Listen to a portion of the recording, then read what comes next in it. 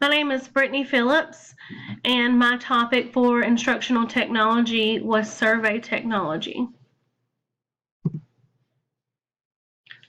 Survey technology in the classroom.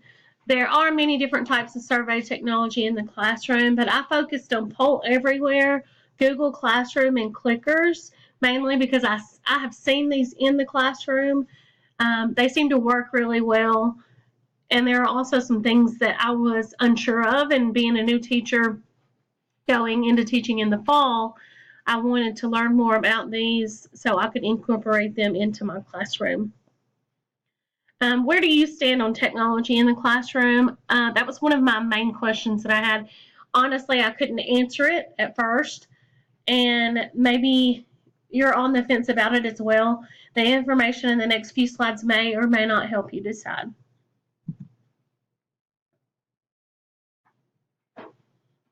Poll Everywhere. With Poll Everywhere, you can embed interactive activities into your presentation, and with any sort of classroom setting, or if you are in a business setting, whenever you do have interactive activities, that just keeps everyone engaged. It's convenient when you have an audience. The students will respond on the web or via SMS texting, and it's used by millions of audience members and students every year. And this is how it works. You want to prepare before your lesson. That's one of the biggest things, is to go ahead and create your questions so you have them ready, and all you have to do is go to the Poll Everywhere and your poll will be there and you can click on it. You can go ahead and customize your charts and have your responses ready to go. Benjamin Franklin said, by failing to prepare, you are preparing to fail. And I believe that as teachers, that's one of our most important things that we should work on, is preparing, because when you prepare, you can see what may be of use and what may not be of use. During your lesson, you will ask the students the questions that you already had prepared, and your students will respond by using the web, like an iPad or Chromebook, if you're teaching an older group of students, and SMS texting, they can use their cell phone. And customized chart changes as your students watch and answer. So like on this chart, you have A, B, and C. As the students answer, if another student answers A, then A will pop up to 2, and so on and so forth, like with C. Interaction after the poll. The teachers can download the results and analyze the work of their students. They can share them with the class for further teaching and implementation of the lesson. What this does is it allows you to see if your students have grasped the concept of what you're teaching, and maybe if you need to work on that certain area of the lesson that you have been teaching. How does Poll Everywhere improve the classroom experience? Well, of course, you have your pre-assessment. You could always do a poll before you got started. I thought about doing this on my first day of class, just about what students like, what they would like our classroom to look like. It allows your students to communicate with your teachers, and students can let teachers know how they feel about the lesson. You can create a poll and say, do you feel sure? Do you feel unsure? Or do you need more help with this lesson that we've gone over today? And this will allow you to see where your students are. You can use it for classroom decisions, like we were just talking about. You can use it for your rules of the classroom to see if everyone agrees with the rules. You can see if your students have grasped the concept of your lesson. And you can even use it to know when your students are done. They can just type in their done, and it'll pop up.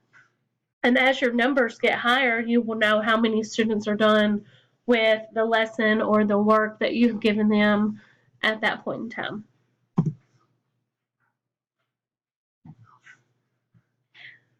The next thing that I worked on was Google Classroom. Everyone loves Google Classroom, and it's used to create classes. You can distribute assignments, send feedback, and see everything in one place.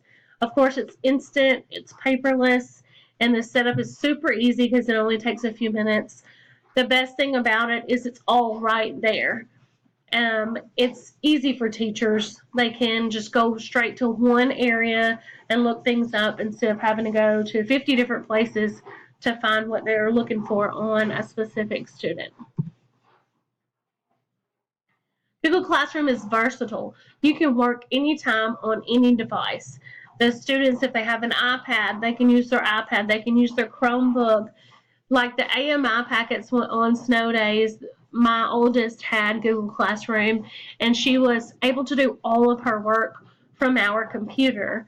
It's impactful. You can get instant feedback for your educators, so it allows teachers to stay on time so they have more time to teach.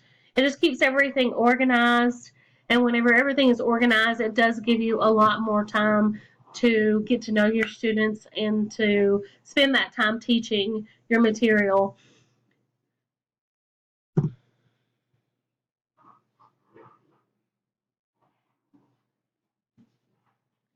The third survey technology that I touched on was clickers in a classroom, or the personal response system. It's best for large lecture courses, and you record answers by using a remote, and it allows for hundreds of responses at once. There are many different ways to use clickers. You can use clickers to present questions to your students as either a formal or an informal assessment.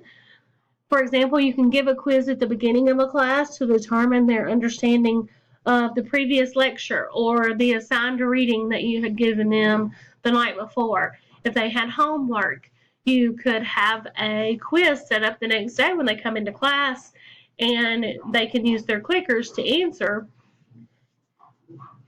You can give questions during lecture, especially after explaining an important concept, to find out if they're on track or if they need more information on that specific topic. It would be good for, like, in math or even in science, whenever you're trying to explain something that's a little heavy-handed, and maybe it would help you. Maybe you could stop and elaborate on that if you see that your students are struggling with it. You can also use clickers to facilitate discussions through peer instruction. They can answer the questions individually. They can pair up and try to convince one another of their answers. This is called the convince your neighbor technique. I enjoy this. It's a little bit of a debate, I guess you would say, but it's also effective when one student has a better understanding of the concept, because that way they can explain it to the other student that may be more unsure on what the topic is.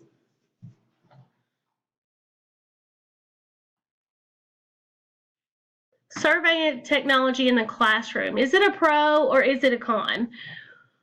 Initially, my instant thoughts about it were, well, of course it's a pro if it's used naturally and in authentic ways, and in ways that we could incorporate it into our lessons to help our students learn. However, it can be a con if kids have excessive screen time and it causes poor sleeping habits. I know that they're at school and you think, oh, excessive screen time is not going to cause them to have poor sleeping habits, but it has been researched, and it will, even at school, if they have excessive screen time. And our students now more focused on clicking and typing rather than on handwriting and shoe tying.